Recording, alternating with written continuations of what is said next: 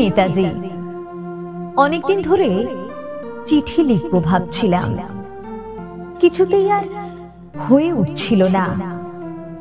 আজ কোনো একটা ঘটনার নিরিখে তোমাকে চিঠি লিখতে বসলাম।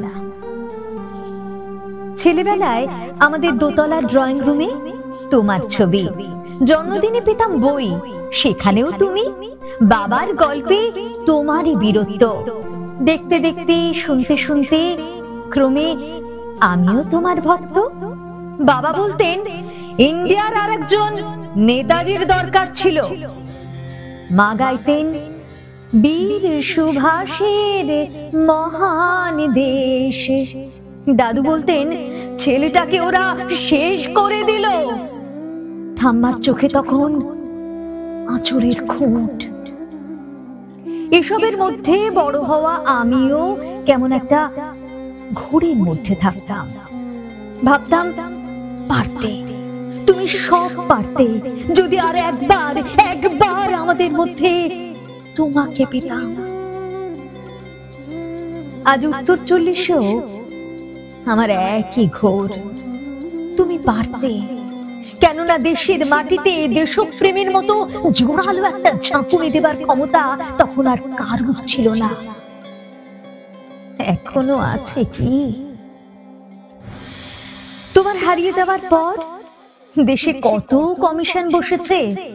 ভারতের পূর্ব পশ্চিম, উত্তর দক্ষিণে কোন পীর, কোন সন্ত, কোন দয়ালু বৃদ্ধকে দেখে ভুল করেছে সবাই, ছুটে গেছে তুমি মনে করে, কিন্তু ফিরেছে মাথা নেড়ে।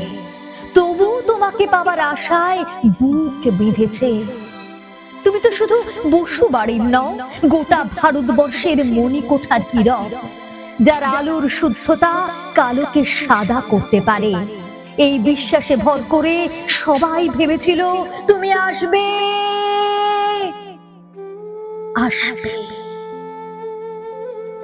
কিন্তু এলে না। কেটে গেল অনেকগুলো বছর, পেরিয়ে এলাম জীবনের অনেক গলি ঘুঁঝি। তুমি এখন বিমানবন্দরে, সভা সমিতিতে, রিসার্চ ব্যুরোতে, এমনকি ছেলের নামকরণেও শুধু হৃদয় যেন দোলা দেয় না। জানো, তোমার জন্মদিনটা এখন সবাই ছুটির দিন বলে আয়েশ করে উপভোগ করে। আর ছেলেরা, তারা তো এখন দেশ থেকে বিদেশের খবরে বেশি রাখে। আর মেয়েরা, তারাও স্বাধীনতার ভেলায় চড়ে হতচকিত।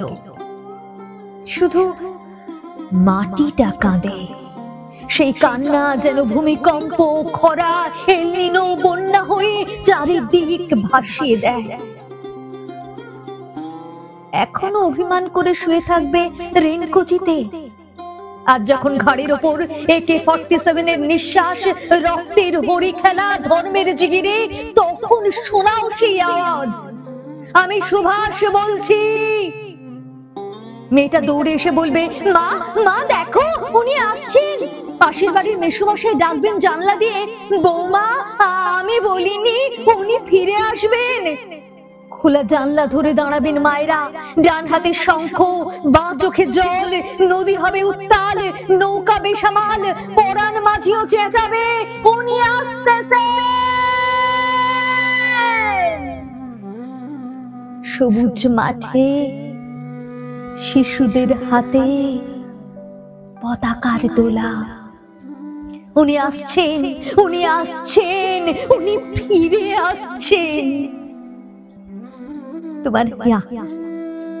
তোমার হারিয়ে যাওয়া জন্মদিনের ভেতর থেকে উঠে আসুক আর একটা 23-এ। আজ স্বাধীনতার ঠিক আগের মুহূর্তে দাঁড়িয়ে তোমাকে আমার এই চিঠি, প্রণাম নিও। ভালো থেকো নেতাজি।